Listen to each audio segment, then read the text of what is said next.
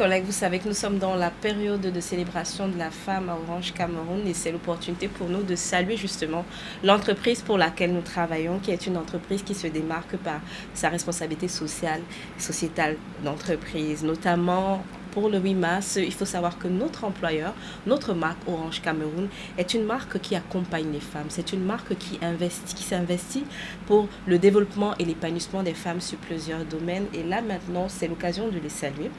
Donc, au niveau de la Fondation Orange et de l'Orange Research Center, comme vous le savez, vous qui suivez l'actualité, j'espère que vous êtes abonnés à la newsletter RSE Insight, dans laquelle on présente les réalisations, les actions concrètes de notre entreprise sur le plan RSE.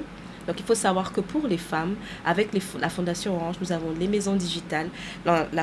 Orange s'investit dans l'accès à l'éducation, l'accès au digital, l'éducation, la réinsertion socio-professionnelle. C'est aussi l'occasion de saluer justement le volet où on équipe les femmes à être prêtes pour l'employabilité au niveau de l'Orange Research Center avec les différents programmes de formation dédiés aux femmes, d'acculturation à tout ce qui est entrepreneuriat. Donc voilà, on souhaite aussi également présenter l'un des volets aussi qui a salué au sein de notre entreprise, c'est l'existence d'une association des femmes Orange Cameroun qui rassemble plusieurs femmes qui ont à souhait, qui ont le désir d'être des vecteurs de lutte contre la pauvreté dans leur environnement direct. C'est une association qui existe depuis plusieurs années et dont les preuves et les actions ne sont plus à promouvoir. Et justement, on salue l'ADFORCE qui, en association avec la Direction des ressources humaines, organise justement la célébration de la femme, cette édition encore. Nous sommes de retour sur notre podcast spécial Vénus et Mars. Et nous allons aborder la troisième partie de cet échange. Et je vais vous le dire sincèrement, Papy n'aurait pas pu s'en sortir tout seul. Devinez qui l'a rejoint.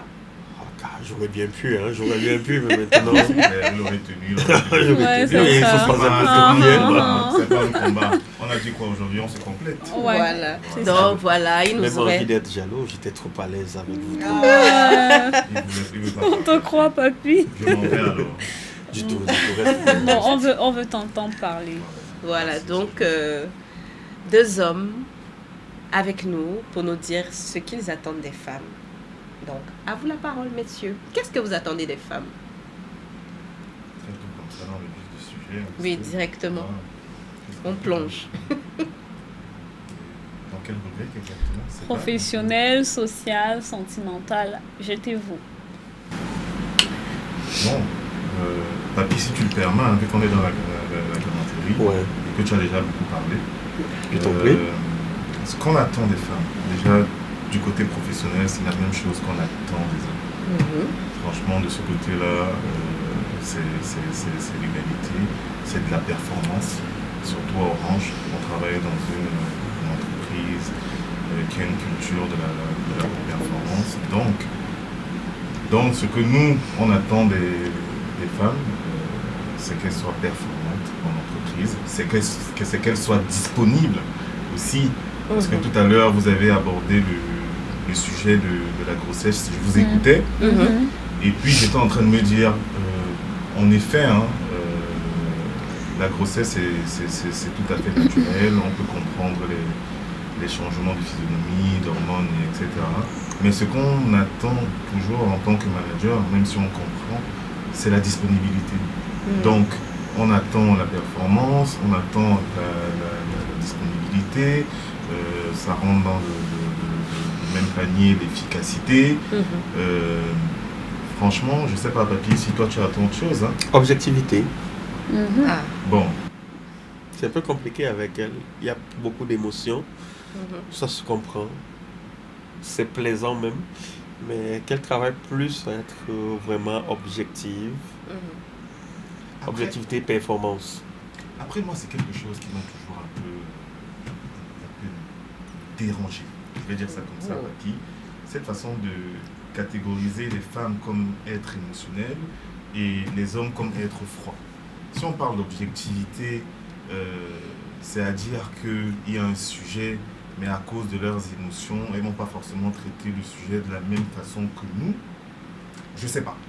Franchement, j'ai un problème avec l'objectivité parce que nous-mêmes, des fois, on manque d'objectivité. Donc, C'est au ça. final, Ouais. Il y a un est-ce peu... que c'est pas un peu hypocrite d'attendre de l'objectivité? Peut-être hypocrite, c'est pas le mot, mais est-ce qu'ils font pas déjà preuve d'objectivité tout comme nous? Justement, parce que je suis pour l'égalité de genre, je me dis, l'objectivité que j'attends d'elle, je l'attends également des hommes. Je crois que dans une entreprise où on doit promouvoir et on travaille à ce qu'il y ait le plus d'objectivité possible. Donc je l'attends des dames parce qu'on m'aurait demandé d'un homme que j'aurais dit la même chose. Où je peux te rejoindre? Ce que je vais te donner, là par contre, c'est un Ouais. exemple. D'accord. De mon expérience à moi, depuis que je travaille, Mais je pense qu'il travaille avec beaucoup de femmes. Hein. Il est aux ressources voilà, humaines. je travaille Un avec autre beaucoup cliché. de femmes, j'ai travaillé au marketing aussi, donc c'est toujours avec beaucoup de femmes. Oui. Les femmes, en termes d'émotions, elles montent très vite et elles ont du mal à redescendre. Donc dans l'objectivité, à contrario, par exemple, si toi et moi, on se prend la tête sur un dossier, dans 5 minutes, on passe à autre chose. Ouais, Alors qu'avec la femme, c'est pas forcément ça.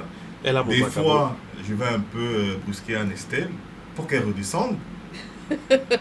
Ça va lui prendre 1 minute quand même. Oui, naturellement. Donc, moi, c'est juste ça. Il y a de l'objectivité, mais elles ont peut-être besoin d'un peu plus de temps. Oui, on peut Et comprendre, nous- je suis d'accord. C'est le détachement que vous Ouais. attendez parce que finalement, les femmes sont peut-être plus, enfin, je vais pas dire plus intenses, mais Oui. Expressives. elles sont Entières. entières. Ouais. Donc, l'objectivité, oui, elles peuvent rester objectives tout en restant entières, slash émotionnelles, parce que je suis quelqu'un qui suis pour travailler avec les émotions. Hein. Mhm. Les émotions sont importantes. Oui. Oui, pour ça, je suis bien placé Oui. Donc, pour en convenir moi, avec toi. est-ce que c'est se dire qu'elles sont moins objectives parce que les émotions, je ne sais pas. Vous voyez, en fait, c'est vraiment dans ça qu'on est en train de tomber. Parce que quand tu parles de détachement, c'est comme si tu essayais de dire, par exemple, que les hommes ne sont pas vrais. Non, Non, mais on fait ça pas met de la on fait pas une distance. preuve de détachement. C'est juste que Ou compartimenter mieux. on compartimente mieux et peut-être, non, je vais pas dire on priorise mieux, mais on sait peut-être faire la part des choses. C'est-à-dire que si tu es au travail et que vous êtes en train de gérer un sujet Voilà. de travail, franchement, quelque part, les émotions doivent être de côté. Vous êtes donc des êtres insensibles. Non, Non, c'est pas question Non. de partition. Savez-vous Ce qui des se fois, passe à Las Vegas. on est sur Ouais. l'objectivité. Le sujet, c'est toujours l'objectivité. Est-ce Ouais. que dans l'objectivité, vous prenez en compte l'ego masculin, puisqu'on y est?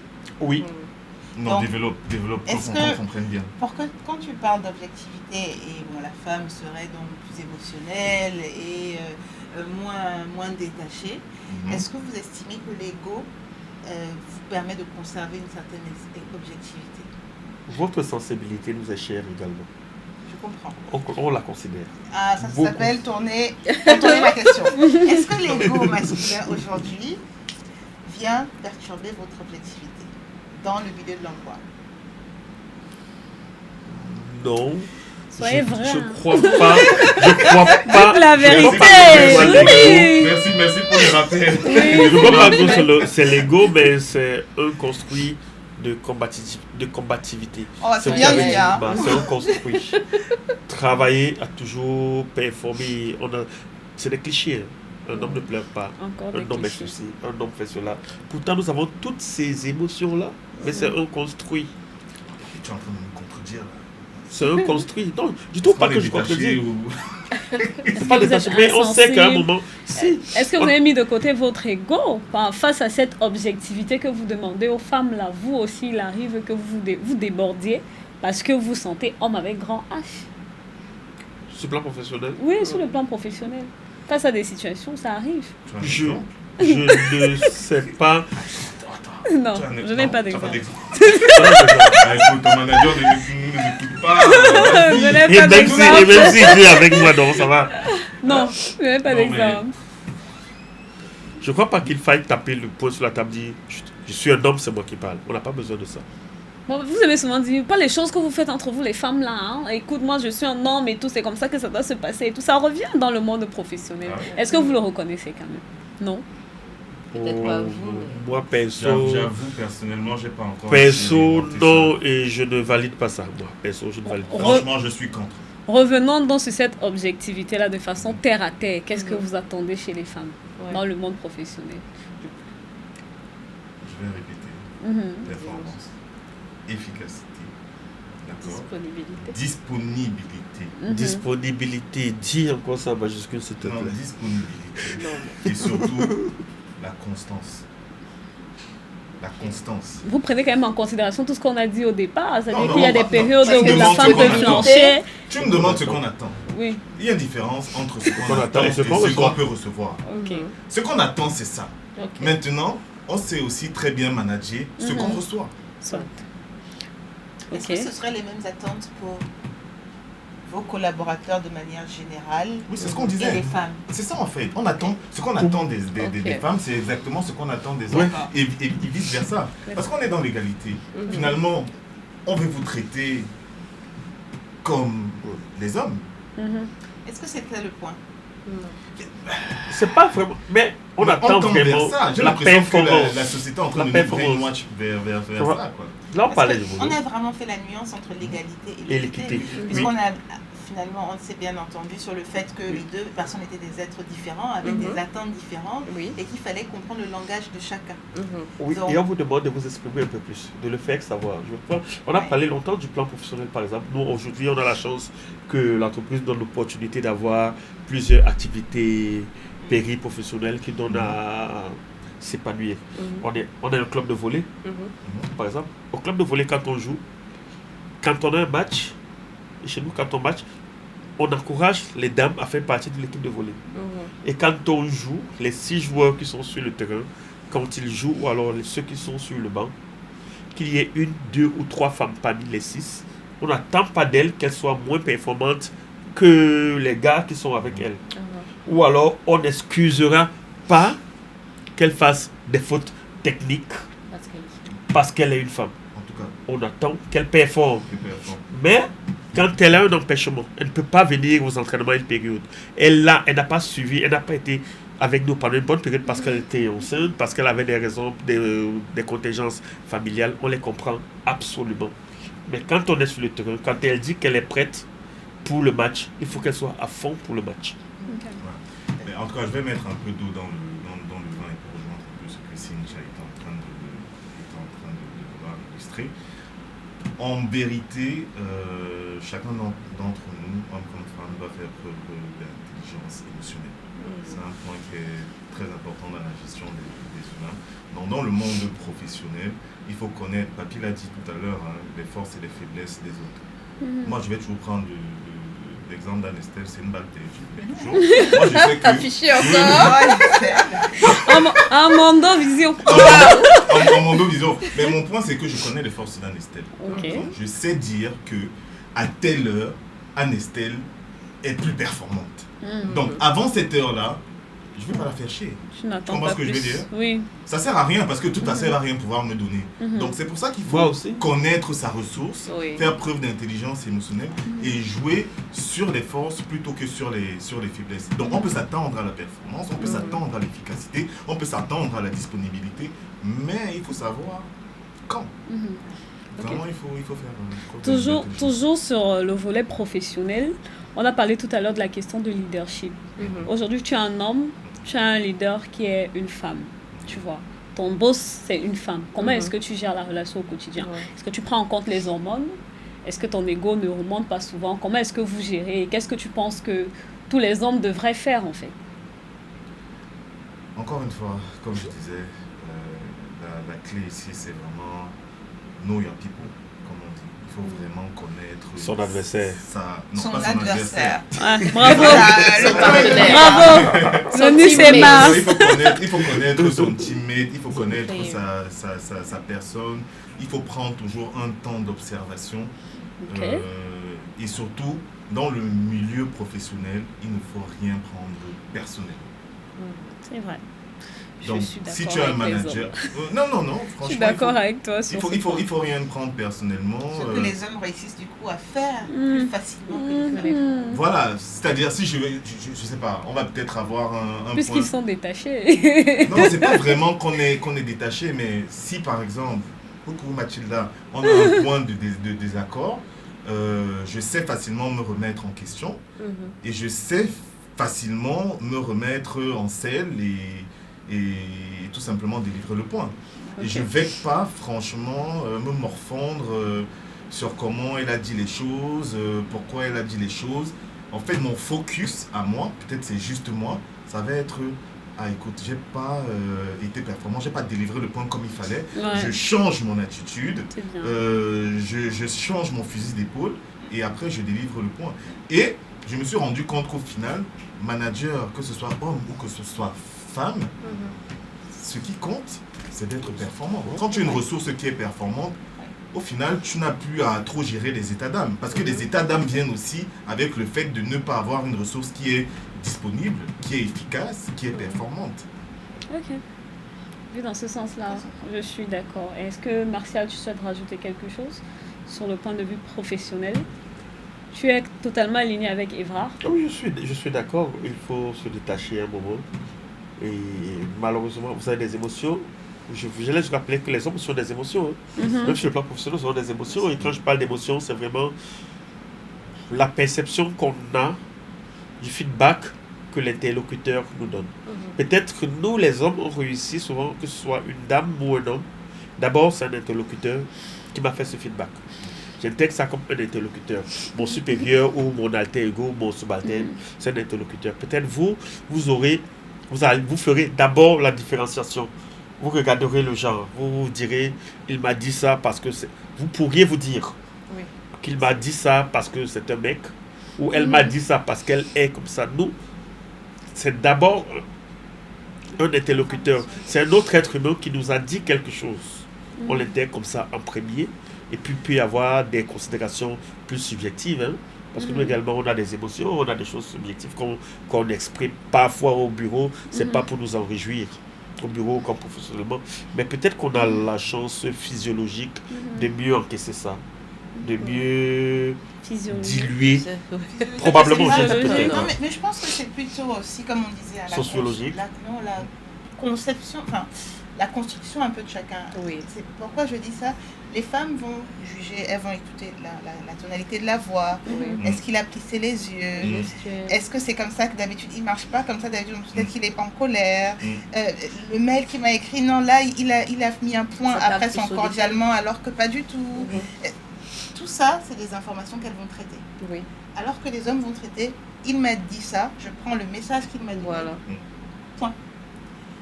Et une fois qu'on sait ça, c'est pour ça que l'intelligence émotionnelle dont parlait Eva est importante.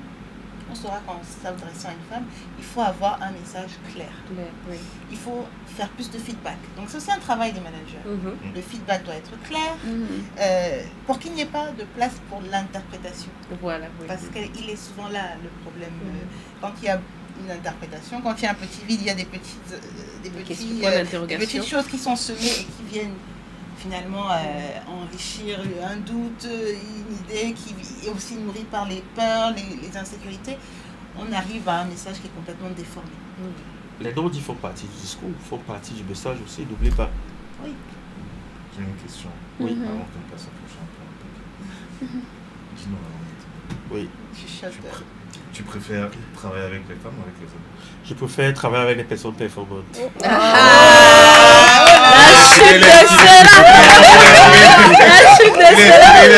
est dans le consensus.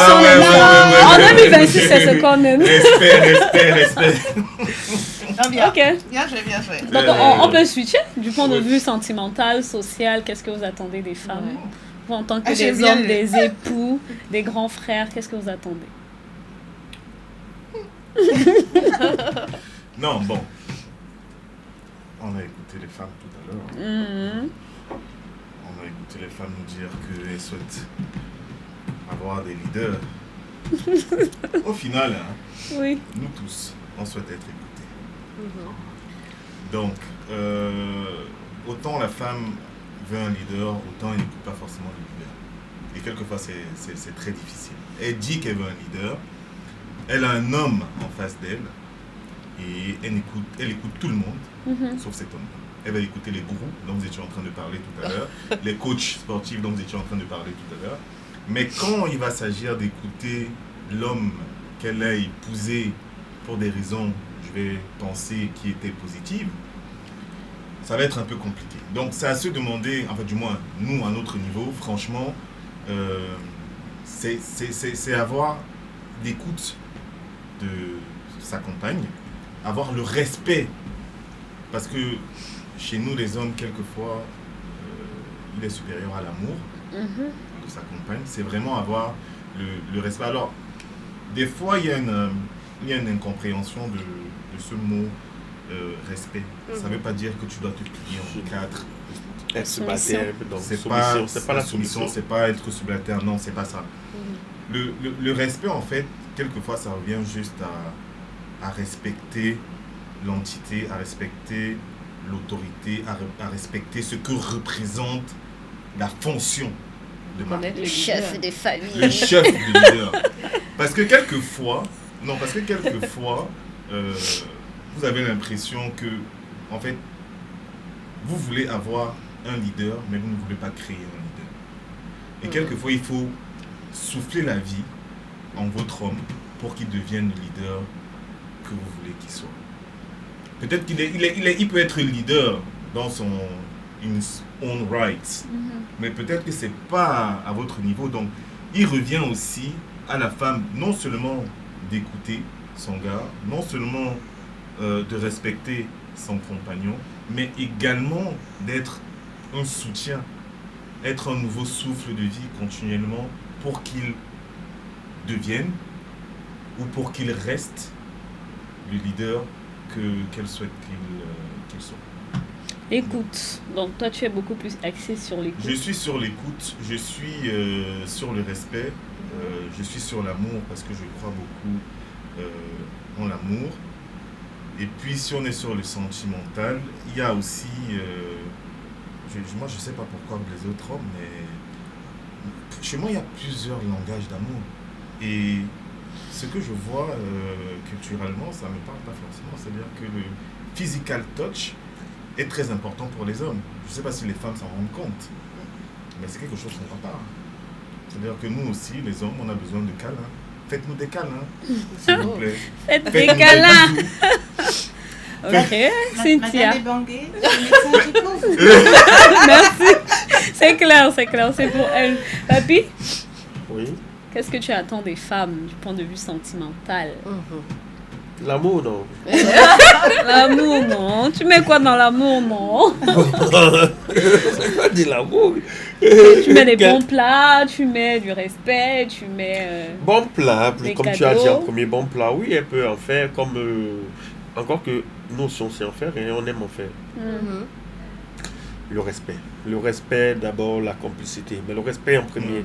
Respect en premier, la complicité, la complémentarité. Je crois que c'est important. Et puis, il y a un point qui peut paraître banal. Quand elles sont intelligentes, elles réussissent à intégrer tout cela. Elles réussissent à comprendre ce dont on a besoin. L'intelligence, c'est un atout pas possible pour les femmes. Je les encourage à être le plus intelligentes possible. Et être intelligente, c'est le travail chaque jour. Être curieuse chaque jour, chercher à s'améliorer régulièrement. Je crois qu'elles peuvent travailler à s'améliorer. Comprendre qu'on veut aussi être écouté. Ok, ouais. Je dis quand même que tout le monde a droit à l'amour. L'amour, c'est pas seulement pour les personnes intelligentes. Donc, ne vous sentez pas. Non, nous sommes tous intelligents chez Orange. Encore que la notion d'intelligence. Oui. En tout cas, moi je pense que l'écoute, le respect, Oui. ce n'est pas trop demandé aux femmes. Hein. De nature, nous sommes respectueux. C'est souvent les situations qui peuvent faire en sorte qu'on peut sortir du cadre de notre éducation bien réussie. Mais ça, c'est parce que les hommes suscitent aussi ce genre de réaction chez les femmes. Il faut Oui. mettre le doigt même d'abord sur le problème. Parce que ce qu'on attend d'une femme, ok. Mais il faut aussi savoir choisir son partenaire. Quelquefois, on souffre de ce qu'on n'a pas. Mais vous changez. Parce qu'on fait les mauvais choix. Ça commence toujours bien, mais si vous écoutez vos amis au 2-0, et ça va dans tous les sens à la maison. Ouais. Le 2-0, c'est pas vraiment... Non, C'est pas Lady Sonia. Hein. Non, mais on entend beaucoup ça.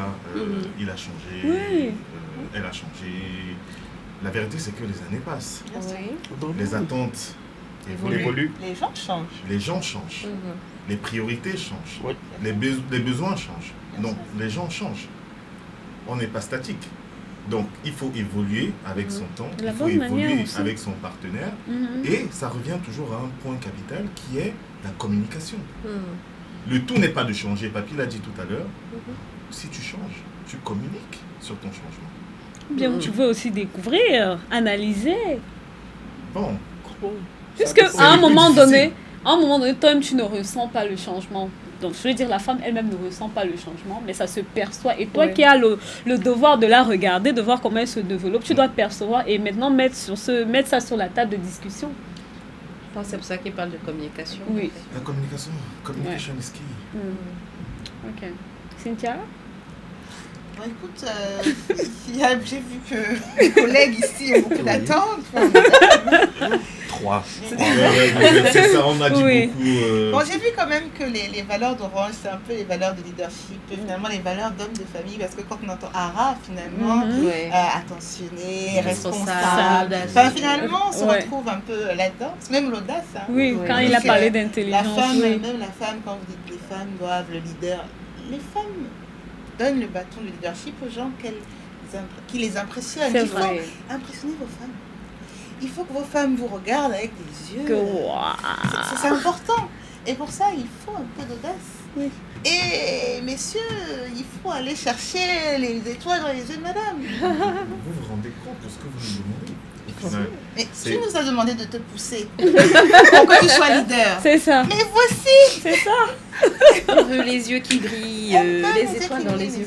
Faites que vos femmes vous admirent. C'est vraiment des hommes. Donc c'est un travail permanent. C'est un travail permanent. À tous les niveaux. Aucun repos pour les dans braves. les deux côtés. À tous les niveaux. C'est ça. Oui, messieurs, voyons.